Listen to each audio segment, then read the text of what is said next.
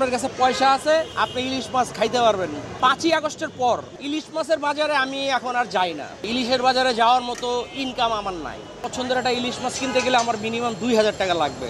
ইলিশ মাছের চিকিৎসা করা লাগে, ইলিশ মাছের কোনো মেডিসিন লাগে না। ইলিশ মাছ কেন হয়? কারণ ওটার উপরে কোনো খরচই নাই। 700-800 টাকা কেজি হইতে পারে সর্বোচ্চ। আমি মাঝে মধ্যে ইলিশ কিনতে গেলে ভয় পেয়ে যাই। এই ট্রেনটার আমি আসলে পক্ষপাতী না। বাঙালির কালচার পুঁটি মাছ, সব মাছ আমাদের কালচার। শুধু ইলিশ নিয়ে পড়ে থাকলে হবে না, ইলিশ মাছটাই খেতে হবে, অন্য মাছ খাওয়া যাবে না। আমরা পুঁটি মাছ খাই না বা অন্য মাছ খাই না।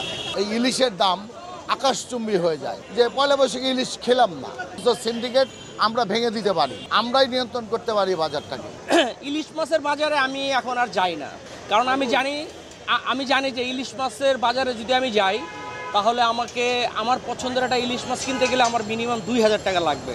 তো ওই 2000 টাকা দিয়ে আমি মোটামুটি মনে হয় 8-10 কেজি মুরগি পাবো, কিংবা 6-7 কেজি মাছ পাবো। এই কারণে ইলিশের বাজারে আমি যাই না। ইলিশের বাজারে যাওয়ার মতো ইনকাম আমার নাই। যাই বাংলাদেশে আমি আবার ছোট ইলিশ খাইতে পারি না, তো ওই পিচ্ছি পিচ্ছি ইলিশ, লেদা ইলিশ যেগুলারে বলে আর কি, ওগুলোর প্রতি আমার কোনো নাই, ইন্টারেস্ট নাই। ওটি আমার পছন্দ না। আমার পছন্দ হলো 1 কেজির উপরে সাইজ কিংবা 1 কেজি সাইজের যে ইলিশ ওইগুলা। তো ওইগুলোর বাজার চড়া, এই কারণে আমি ওই দিকে যাই না, ইলিশ মাছের দিকে যাই না।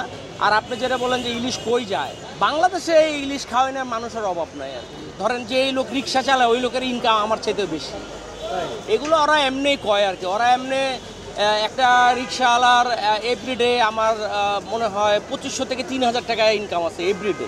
যোগ্যর ব্যাপার না তো, এখানে হলো পয়সার ব্যাপার। আপনার কাছে পয়সা আছে, আপনি ইলিশ মাছ খাইতে পারবেন। 1 কেজি, 1.5 কেজি, 2 কেজির জন্য ইলিশ মাছ আপনি খাইতে পারবেন। আর নাহলে আপনাকে ওই ছোটো সাইজের ঝাটকা খাইতে হবে, যেগুলো আর কি সরপুঁটি মাছ কিংবা তেলাপিয়ার সাইজের যে ইলিশ আছে ওইগুলা আপনার জন্য আমার জন্য হয়তো আছে না। আপনার কথা আমি জানি না, আমার জন্য আছে। বাট আমার হলো 1 কেজি ওজনের ইলিশ আমার ভালো লাগে। তো এই কারণে ইলিশের দিকে আমি যাই না। ধরেন 5ই আগস্টের পর এখন পর্যন্ত আমি ইলিশের ধারের কাছে যাই না।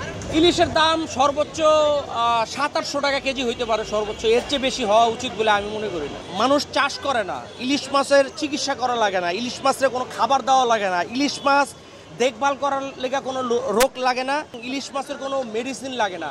এটা নদীতে হয়, সাগরে হয়।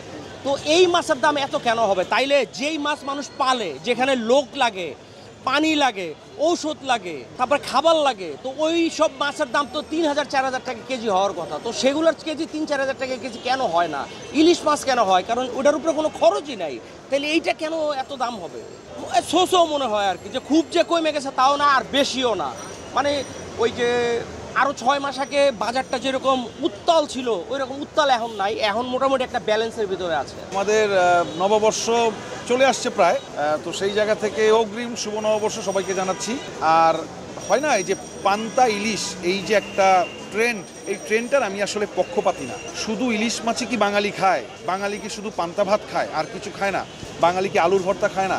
বাঙালি কি শুটকি ভর্তা খায় না? বাঙালি কি ডাল খায় না? সো আমি মনে করি আমাদের কালচার শুধু ইলিশ না, সব মাছ আমাদের কালচার। আমরা মাছে ভাতে বাঙালি। সো শুধু ইলিশ খেতে হবে এমন কোনো কথা নেই। আর ইলিশের যে দাম সবার পক্ষে কেনা সম্ভব না। মানে আমি মাঝে মধ্যে ইলিশ কিনতে গেলে ভয় পেয়ে যাই। সো আমি যদি ভয় পেয়ে যাই, একদম রুট লেভেলের মানুষ ইলিশ কিনবে কিভাবে? তো বাঙালির কালচার শুধু ইলিশ মাছ না, বাঙালির কালচার পুঁটি মাছ, বাঙালির কালচার সব মাছ। সো আমরা যে মাছ খেতে আমার ভালো লাগবে আমি সেই মাছটাই খাবো। আমি ইলিশ খাবো, অন্য মাছ খাবো না। আমি আসলে ওই কালচারে বিশ্বাসী না।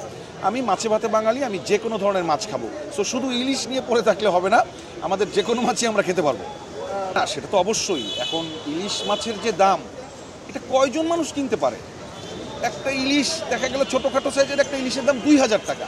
তো 2000 টাকা কি সবার কাছে সবসময় পকেটে থাকে? আমার পকেটেও তো সবসময় 2000 টাকা থাকে না।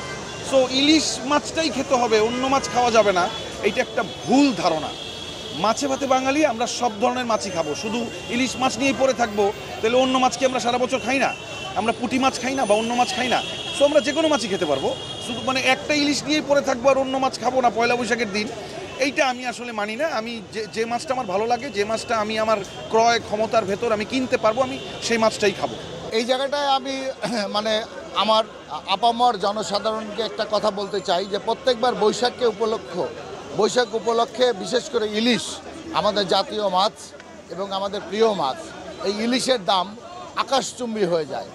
তো আমরা যদি একটা কাজ করি, যে পয়লা বৈশাখে ইলিশ খেলাম না, আমরা পান্তা ভাতের সাথে আলু ভর্তা খেলাম, পেঁয়াজও খেলাম, অন্য কিছু খেলাম, তাহলে কিন্তু এই যে সিন্ডিকেট যারা এই ইলিশের দাম বাড়িয়ে দিচ্ছে, আকাশচুম্বী করে দিচ্ছে, তাদের একটা শিক্ষা হবে বলে আমি মনে করি। আমি আহ্বান রাখবো সবার প্রতি যে ইলিশ খেতেই হবে পয়লা বৈশাখে, না এরকম কিছু না। ইলিশ তো আপনারা জানেন, আমরা সবাই জানি যে আমাদের ইলিশ বিদেশে রপ্তানি করে আমরা বিদেশি অর্থ আয় করি। এখানে যে সবচেয়ে ভালো যে ইলিশগুলি সেগুলি তো রপ্তানি হয়ে যায়। আমরা খাবো, অবশ্যই আমরা খাই। আপনারা জানেন যে ইলিশের সিজন অ্যাকচুয়ালি বর্ষাকাল, মানে এই যে বৈশাখ থেকে শুরু হয়ে যাবে এই আষাঢ় শ্রাবণ পর্যন্ত বর্ষাকালে প্রচুর ইলিশ আমরা ধরা পড়বে এবং ইলিশের সয়লাভ হয়ে যাবে বাজার, তখন আমরা ইচ্ছে মতো ইলিশ খেয়ে নেব। না না, অবশ্যই তাদের ধরা ছোঁয়ার বাইরে এইটা হওয়া উচিত না।